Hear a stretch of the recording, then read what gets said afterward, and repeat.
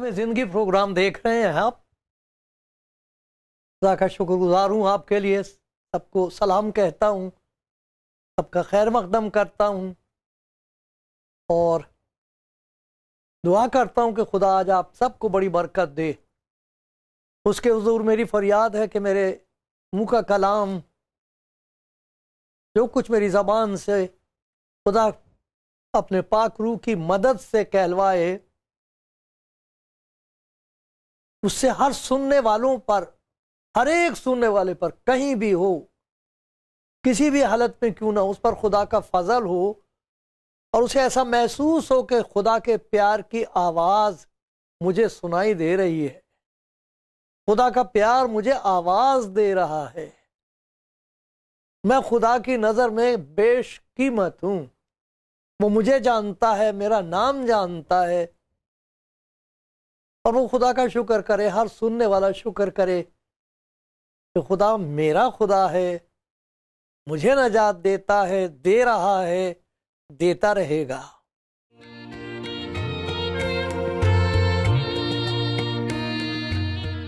कलाम जिंदगी प्रोग्राम देखने वाले भाई बहनों और कलाम सुनने वाले भाई बहनों, खुदा उनके प्यारों, मैं आपको खुदा के कलाम में से वो बातें सुनाया करता हूँ। खुदा की मेहरबानी से ही उसने मुझे वक्त दिया है, ये बातें मैं आप तक पहुंचा देता हूँ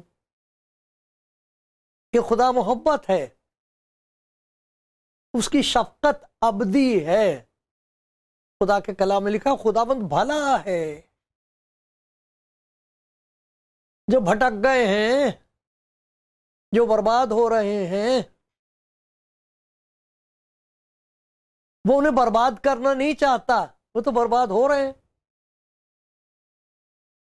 वो उन्हें बचाना चाहता है। ये है खुदा के कलाम में वो खुशखबरी जो खुदावंद ने पेश की है। ये वो खुशखबरी है जिसके लिए खुदा के बंदे दाऊद ने एक दफा कहा था, मुझे खुशी की खबर सुना। कोई खबर खुशी की नहीं है गुनहगार के लिए, किसी के लिए भी नहीं है। इस दुनिया में इतनी अफरा तफरी है, इस कदर इंसान खुद गरज और खुद परस्त हो गया है कि उसे किसी की कोई परवाह नहीं है। खबर किसकी सुने, किसका यकीन करें, कहां जाएं और इससे भी ज्यादा बुरा हाल होगा। लेकिन खुदा का शुक्र हो, खुदा के कलाम के मुताबिक, जैसे किसी ने कहा है, शायरों ने भी बड़ी बड़ी प्यारी बातें कही हैं कि रात जितनी भी संगीन होगी, सुबह उतनी ही रंगीन होगी। ऐसी कैसी प्यारी उम्मीद की बात कही है। वक्त सचमुच बहुत खराब है, तारीकी बढ़ती चली जा रही है, तरक करते चले जा रहे हैं लोग, राह रास्त को तबाह कर रहे हैं एक दूसरे को। जो बात खुदा ने कही है उसे गलत साबित करने के लिए सब कुछ किया जा रहा है, ताकि लोगों को यकीन आ जाए, हमारी नस्ल को, कि कोई खुदा नहीं, तुम्हें डरने की कोई जरूरत नहीं है, कोई डरने की जरूरत नहीं, कोई हिसाब नहीं होगा, कुछ नहीं होगा। तुम ठीक ठाक रहो, अपना खुश रहो, खाओ पियो, ऐश करो, जो कुछ अच्छा लगता है वो करो। क्यों अपनी जिंदगी को परेशान करना। इसका नतीजा बहुत खौफनाक, बहुत ही खौफनाक, हौलनाक नतीजा हो रहा है। इसी बीच में खुदा यीशु मसीह के कहने के मुताबिक तमाम दुनिया में एक बशारत सुनाई जा रही है, खुशखबरी सुनाई जा रही है। वो ये है कि वो जो भटक गए और वो जो बर्बाद हो रहे हैं, उनके लिए खुदा मुंतजिर है कि वो लौट आए। नबियों की मार्फत तरह तरह से उसने ये कहा है, मेरे पास लौटा, मैं तेरे गुनाहों को घटा की मानिंद, तेरी बदकारियों को बादल की मानिंद मिटा डाला। आजा मेरे पास वापस आजा। देखो कैसी प्यारी बात। यशायाह नबी की किताब में से मैं पढ़ के सुनाता हूं, 30वां बाब है। यसाया नबी की किताब 30वां बाब। देखो ऐसा है वो खुदा जिसकी मुखालफत हम आमादा हैं और समझते हैं कि नहीं कोई खुदा नहीं, और अगर है भी तो वो मुंतजिर है इस बात का कि जो गुनाह करते उन्हें सजा देगा और कुछ नहीं। तुमसे अगर कोई नेकी हो सकती तो कर करा लो, नहीं तो जहन्नुम में तो तुम जा ही रहे हो।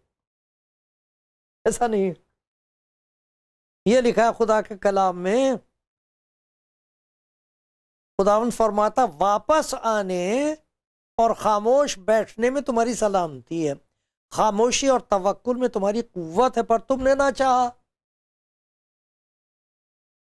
तो भी खुदावंद तुम पर मेहरबानी करने के लिए इंतजार करेगा। यसाया नबी की किताब 30वां बाब और 18वीं आयत है। खुदा इंतजार इसलिए नहीं कर रहा कि बर्बाद करे और खुशी मनाए। ये खुदा की खुशी नहीं है, हरगिज नहीं है। ये वो खुदा नहीं है जिसने अपने आप को जाहिर किया कलाम में। खुदावंद तुम पर मेहरबानी करने के लिए इंतजार करेगा और तुम पर रहम करने के लिए बुलंद होगा, क्योंकि खुदावंद आदिल खुदा है। मुबारक है वो सब जो उसका इंतजार करते हैं। वो खुद इंतजार कर रहा है, और जिनको ये यकीन आ जाए कि खुदावंद मेरा मुंतजिर है, कुछ कर देगा, तो मुबारक है। नाउम्मीद नहीं होना चाहिए। खुदावंद कभी किसी गुनाहगार की मौत से खुश नहीं है। ये बात समझ में नहीं आ रही थी उन लोगों की जो खुदावंद यीशु मसीह के वक्त में उस्ताद थे, रब्बी थे, काहिन थे, कौम के जिम्मेदार लोग थे। ये बात उनकी समझ में नहीं आ रही थी। उनको ये बात बिल्कुल दिमाग में उनके थी नहीं कि खुदा ने इब्राहिम को जब बुलाया था, अपने बंदे इब्राहिम को बुलाया था, तो वो यहूदी नहीं था। उसे ये कहा था कि मैं तुझे तमाम कौमों के लिए बरकत का बायस बनाऊंगा। एक कौम की बात नहीं है, खुदा कोई एक कौम का खुदा थोड़ी है, तमाम दुनिया का खालिक है, हर इंसान का खालिक है, हर एक को जानता है, शख्सी तौर पर जानता है।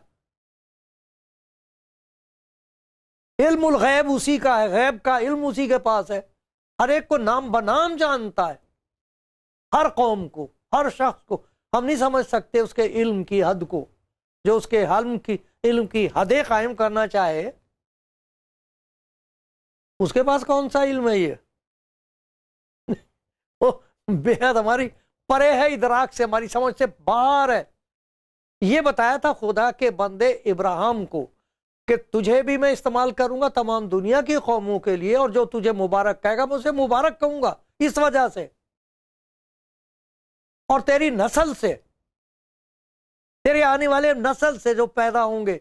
ये बात उनको बताते ही रहना कि खुदा सारी कौमों का खुदा है। और जब खुदा ने इब्राहिम को बुलाया था तो उसकी कोई रास्तबाजी नहीं थी उसके साथ।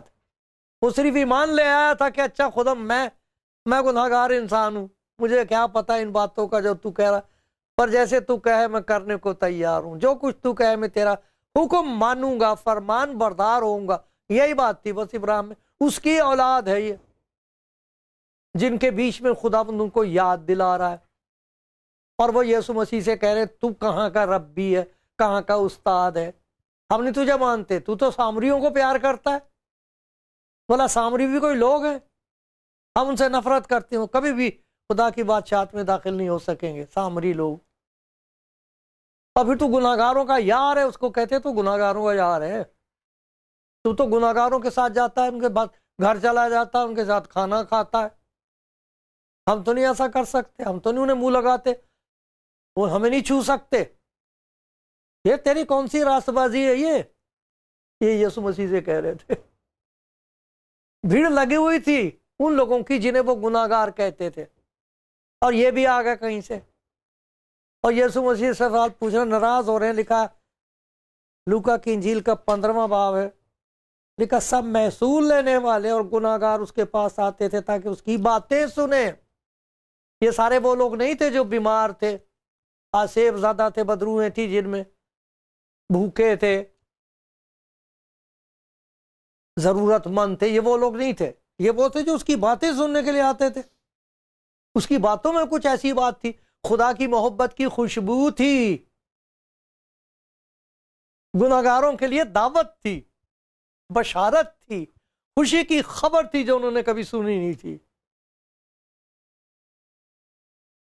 उन्होंने तो यही सुना था कि शरीयत का तकाजा ये है, उनको ये नहीं मालूम था कि खुदा की शफकत का तकाजा क्या है, इसका तवाजुन कहाँ है शरीयत और शफकत का। ये उन्हें मालूम होता जो अपने आप को सुपुर्द कर दें खुदा यीशु मसीह के, वहां पता लगता है इसका तवाजुन, बैलेंस। शफकत का ये मतलब नहीं होता कि खुदा की तरफ से छुट्टी मिल गई जो चाहे करते फिरो, हरगिज़ नहीं। अरे जिसकी जिंदगी में खुदा की शफकत काम करेगी उसमें खुदा की कुदरत भी काम करेगी। वो पाक रूह है, वो उसकी जिंदगी में वो बातें पैदा कर देगी जो शरीयत का तकाजा है। सब महसूल लेने वाले और गुनाहगार उसके पास आते थे ताकि उसकी बातें सुने। फकीह और फरीसी बुड़बुड़ा कर कहने लगे, बहुत नाराज हैं, बुड़बुड़ा कर कहने लगे ये आदमी गुनाहगार आदमी, हम नहीं से उस्ताद मानते, ये कोई नबी नहीं हो सकता, ये कोई रासबाज नहीं हो सकता।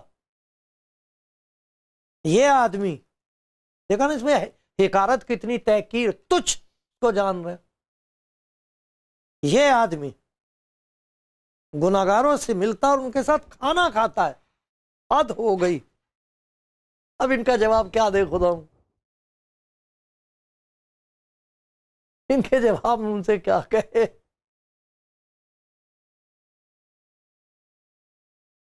कहानी सुनाई उनको, 3 कहानियां सुनाई, वो उनकी समझ में आ गई। खोई हुई भेड़ की कहानी सुनाई, जो चरवाहे हो तुम लोग, छोड़ तो नहीं देते, ढूंढते उसे। औरत का जिक्र कर दिया, उसका एक जेवर दिरहम था, खो गया, बत्ती जला जला के बेचारी ढूंढ रही, जब तक मिला नहीं उसे चैन नहीं आया, जब मिल गया बड़ी खुशी कर दी। फिर आदमी की बताई बात, एक बाप के 2 लड़के थे। एक लड़के ने यह कह दिया बाप से कि भैया मुझे अब ऐसा करो अब्बा, जो कुछ मेरा है वो मुझे दे दो, मैं जा रहा हूं। उसने बहुत मना किया होगा, समझाया होगा, लेकिन किसकी समझ में आता, बिगड़ गया, चला गया। और लिखा उसने सब कुछ जब बर्बाद कर दिया तो कैसे मुल्क में चला गया जहां उसे कोई पूछने वाला नहीं था, नौकरी कुछ नहीं है, भूखा मरने लगा, मुल्क में काम पड़ा, काल पड़ गया। तो एक आदमी के यहाँ जा पड़ा, कहने लगा बताओ कहाँ जाऊंगा, मैं तो बर्बाद हो रहा हूँ कुछ। उसने कहा अच्छा हमारे सुअर हैं, उनको चरा लिया कर, उनकी देखभाल किया कर, वो उधर है सुअर रहते हैं। वहीं चला गया बेचारा वो। तो वो लोग आते थे, वो मालिक जो थे वो सुअरों के लिए फलियां लाते थे, उनको खाना दे देते थे। इसे किसी ने नहीं पूछा कि भाई तू भी तो, तुझे भी तो भूख लगती होगी, इसे किसी ने पूछा था कि नहीं। इतने अमीर आदमी का लड़का, यहूदी का लड़का, सुअरों में पड़ा हुआ, मकरूह जानवर उनके लिए। देखा उसने होश में आकर कहा मैं उठकर काहिन के पास जाऊंगा। ऐसा नहीं लिखा, क्योंकि अगर वो उठ के काहिन के पास जाता तो उसके लिए कोई सलामती नहीं थी, उसने अपने बाप की नाफरमानी की थी, वो सुअरों में पड़ा हुआ था। इससे ज्यादा और क्या नफरत अंगेज बात हो सकती थी उसके लिए। ये नहीं कहा उसने मैं काहिन के पास जाऊंगा, उसके लिए सजा थी, बहुत बुरी सजा थी। वो तो बेचारा अपने गुनाहों की सजा पा ही रहा है, अब कहां जाए। ये नहीं उसने कहा मैं उठकर काहिन के पास जाऊंगा, ये भी नहीं उसने कहा मैं उठकर अपने भाई के पास जाऊंगा।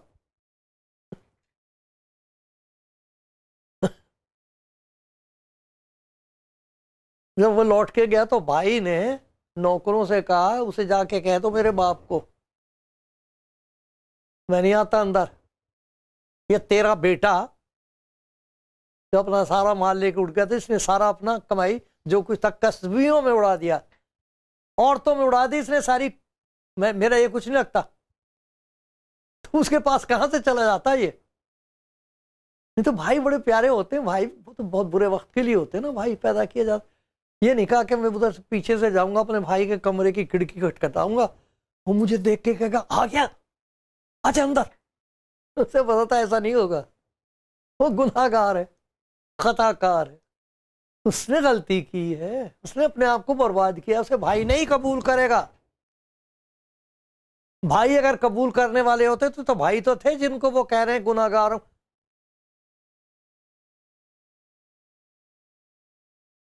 जिन सामरियों से वो नफरत करते थे वो भाई तो थे उनके। दुनिया की सारी कौमों के वो भाई थे।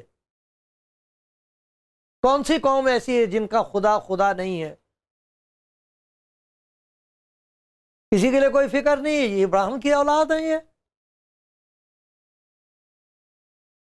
उसने ये नहीं कहा मैं उठकर काहिन के पास जाऊंगा, उसके लिए कोई उम्मीद नहीं थी।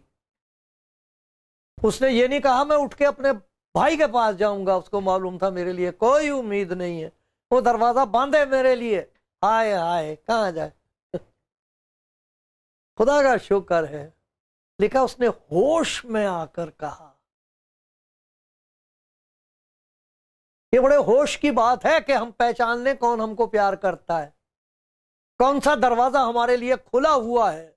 मैं गुनाहगार हूं, खताकार हूं, अपनी जिंदगी से बेजार हूं, लाचार हूं, कहां जाऊं। होश में अगर आ जाए इंसान तो उसको याद आ जाए मेरा बाप मुझे प्यार करता है, उठकर मैं अपने बाप के पास जाऊंगा। कैसी होशमंदी की बात की उसने। और आज दुनिया में बहुत लोग हैं जो खुदावंद यीशु मसीह का कलाम सुन रहे हैं और ये सुन रहे हैं कि खुदा मोहब्बत है।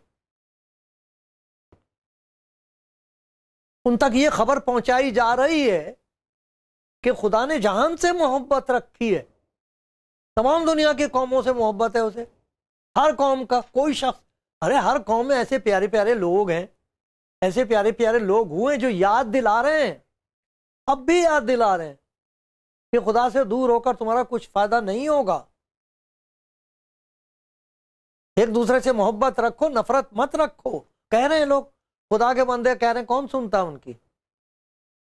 तो बेवकूफ समझे जाते हैं। बिल्कुल वही सलूक यीशु मसीह के साथ कर रहे हैं। देखो जी, गुनाहगारों के साथ मिलता है, उनको साथ खाना खाता। उसने उनको कहानी सुनाई कि मैं खुदा का वो कलाम हूं जिसके जरिए से खुदा की मोहब्बत का इंकशाफ हो रहा है इस दुनिया में। जिसने मुझे देखा उसने बाप का दिल देख लिया है, ऐसा है तुम्हारा आसमानी बाप। जिसने यसाया की मार्फत कहा है मेरे पास वापस आ जा। जिसने दाऊद बादशाह को, जो गिर गया था गुनाह में, तौबा तौबा खुदा मुझे माफ करे, लेकिन खुदा उनका कलाम बताता है कि हम इन बातों का जिक्र करें, ये हमारी इबरत के लिए है। खुदा का बंदा गुनाह में गिर गया, रो रहा है उसके हुजूर, कहता तुम्हें याद नहीं कि खुदा ने उसके साथ क्या सलूक किया था? इसलिए अब देखो बाप का सलूक। मैं उठकर बाप के पास, लिखा बूढ़ा आदमी दौड़ कर गया, नौकर पीछे दौड़ रहे हैं, क्या हो गया? दौड़ के जा रहा मेरा बच्चा आ गया, मेरा बच्चा आ गया, तो मेरा बेटा है, अरे ये तो मेरा बच्चा है। नौकर पीछे पीछे भाग रहे हैं, वो भी जा रहा, भागता हुआ जा रहा। लिखा उसके ऊपर गिर पड़ा है वो। उसमें इतनी ताकत कहां होगी, गले से लिपट गया उसके। और वो जो मतन में, जो असल जुबान में लिखा, इतना चूम रहा है उसको, वो चूमता ही चला जा रहा, हट ही नहीं रहा, गीला कर दिया उसका मुंह चूम चूम के। पेट ही नहीं भर रहा, जी नहीं भर रहा। मेरा बच्चा आ गया, आ गया मेरा बच्चा। कहाँ था तू? ना तो उसे उसके कपड़ों की फिक्र है कि किस किस्म के घिनौने कपड़े हैं, और ना ही उसके पास से उसे सुअरों की बदबू आ रही है। ये नहीं कहा नौकरों से इसको गुसल कराओ, देखो क्या जानवर बन के आया, कपड़े बदलो इसके। नहीं जैसा है वैसा ही लिपटा लिया, उसे लिपट गया वो। कहता ऐसा है तुम्हारा बाप। देखा क्या किया बाप ने? वो मुसरी बेटा है, अकल में जाता, ये सलूक होता उसके साथ। अगर वो अपने भाई के पास जाता, ये सलूक होता उसके साथ। मैं उस खुदा को पेश कर रहा हूं तुम्हारे सामने। अगर उसके लौट आने की खुशी इतनी थी तो उसके चले जाने का गम कितना होगा, कभी सोचा है? कभी तुम्हें ख्याल आया कि गुनाहगार के चले जाने का, दूर हो जाने के जख्म कैसे हैं उसके दिल पर? यीशु मसीह मिन्नत करता रहा इन लोगों की, मिन्नतें की हैं, मैं गुनाहगारों को ढूंढने और नजात देने के लिए इस दुनिया में आया हूं।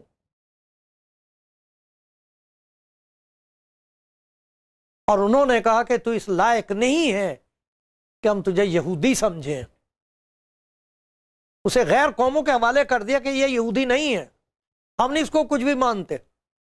और लिखा कि वो उसने हैकल वहां से खड़े होकर पहाड़ पर से यरूशलेम की तरफ देखा, रो पड़ा, आई यरूशलेम, आई यरूशलेम। कितनी बार मैंने चाहा कि जिस तरह मुर्गी अपने बच्चों को परों तले जमा कर लेती है, मैं भी तुम्हें जमा कर लूं, तुम्हें पहचाना ही नहीं मैं कौन हूं। तुम पर लानत पड़ेगी तुम्हारे गुनाह की, तुमने खुदा को तर्क किया है, खुदा की मोहब्बत को ठुकरा दिया है। अब मैं क्या करूं? अपनी जान दूंगा तुम्हारे लिए। सन 70 में इन्होंने बगावत की थी, जो कुछ यीशु मसीह ने कहा था कि जो हैकल की दीवारें हैं इनकी ईंट पर ईंट बाती नहीं रहेगी, औरतों का बुरा हाल होगा, बच्चों का। सन 70 में उन्होंने बगावत की थी, उसे बारकोखबा की बगावत कहते। पढ़ लेना कभी तारीख में कि क्या बुरा हाल हुआ था उनका। इसलिए वो रो पड़ा उनके हाल को देखकर। हमें ख्याल नहीं आता कि उसके जख्म कितने गहरे हैं उनके लिए। हम अपने ही जख्म दिखाते रह जाते हैं, मैं गुनाहगार हूं, मेरा कोई नहीं है। अरे कभी उससे भी पूछो तेरा क्या हाल है मेरे बगैर, फिर पता लगेगा कि यसाया क्यों कह रहा था कि वो मुंतजिर है, वो रहम करने के लिए इंतजार करेगा, वो बचा लेने के लिए हाथ बढ़ाए हुए है। मेरे प्यारे भाई, मेरी प्यारी बहन, यह है इंजील, यह है खुशखबरी इंसान के लिए। कोई सुनता हो तो सुन ले, कहीं और ना जाओ, उसके पास चले आओ।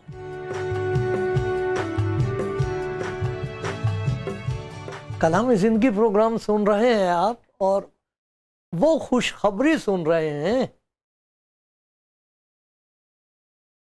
जो खुदा के दिल से इंसान के दिल तक पहुंचती है।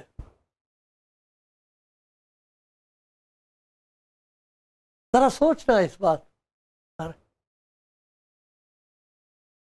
बाप का गम कौन अंदाजा लगाएगा, तसल्ली कौन दे सकता है जिसका बच्चा एक ही हो और वो घर छोड़ के चला जाए और बाप को पता लगे कहीं धक्के खाता फिर रहा है वो। उसके गम का कोई अंदाजा लगा सकता है? मैं बाप की जिक्र कर रहा हूं, वो जो इंसान भी है। आप कहोगे ऐसे हैं बाप, वैसे हैं बाप, मेरा बाप। मैं उस बाप का जिक्र कर रहा हूं जो सचमुच इंसान है। उसका गम बहुत होता है, उसके जख्म बड़े गहरे होते हैं। अब अंदाजा लगाइए जब वो वापस आ जाए उसकी खुशी कैसी होगी। ये है वो बात जो खुदावंद कह रहा है उनसे, जो अपनी रास्तबाजी के अंधेरे में देख ही नहीं सकते कि वो जो दूसरा वापस आया वो इंसान है। उनकी रास्तबाजी ने ऐसा उनको अंधा कर दिया है, उनको दिखाई नहीं देता कि खुदा ने हाथ फैला रखे उन लोगों के लिए। उधर ना जा, मेरे पास आ जा, ये नहीं करेगा तुझे कबूल। इसीलिए उसने कहा था मैं उठकर अपने बाप के पास जाऊंगा। ये एक ऐसा सेलिब्रेशन है जो आसमान पर मनाया जाता है। लिखा है एक गुनाहगार के तौबा करने से आसमान पर, ये यीशु मसीह ने उनको बताया है उन रास्तबाजों को, बड़े नाराज हैं, गुनाहगारों से मिलता है जी, गुनाहगारों के घर खाना खाने जाता है जी, सामरियों की बातें करता है ये। अरे इब्राहिम से कहा था सारी कौम, हर कौम, इंसान के लिए मैंने तुझे चुना है। तो इन्होंने अपना घर बंद कर लिया कि नहीं तुम खबरदार जो इधर आए।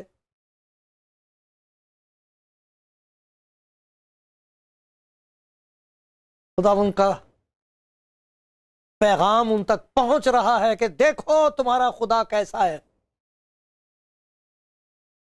आसमान पर खुशी मनाई जाती, लिखा एक तौबा करने वाले की वजह से आसमान पर खुशी मनाई जाती है, फरिश्तों के सामने खुशी मनाई जाती है। खुशी कौन मनाता है? वही जिसका दिल जख्मी हो गया था, वो जो तड़प रहा था, जो कह रहा था मैं तुझ पर मेहरबानी करने के लिए मुंतजिर हूं, आजा। सुना आपने? यह है वो जिसने आपको पैदा किया है। कहीं और जाने की जरूरत नहीं है, ना उम्मीद होने की जरूरत नहीं है। वो इंतजार कर रहा है ताकि आप उसके पास आओ तो खुशी मनाई जाए। अरे जब वो खुशी मनाएगा तो आपको खुशी की कमी होगी? कोई कौन सी ऐसी चीज है जो वो आपको नहीं देगा? सब कुछ देगा, ले लो, आ जाओ उसके पास। सुनो गवाहियां लोगों की जो आ गए हैं उसके पास। मैं उसके हुजूर रो रो कर शुक्र करता हूं, शुक्र है खुदा का मैं उसके पास आ गया, वरना किसी के पास नहीं जा सकता था। खुदावंद तेरा शुक्र हो, तेरी तारीफ हो। अगर कोई सुन रहा है, खुदावंद उस पर अपना फजल नाजिल कर। किसी शय का जज़माने में खुदा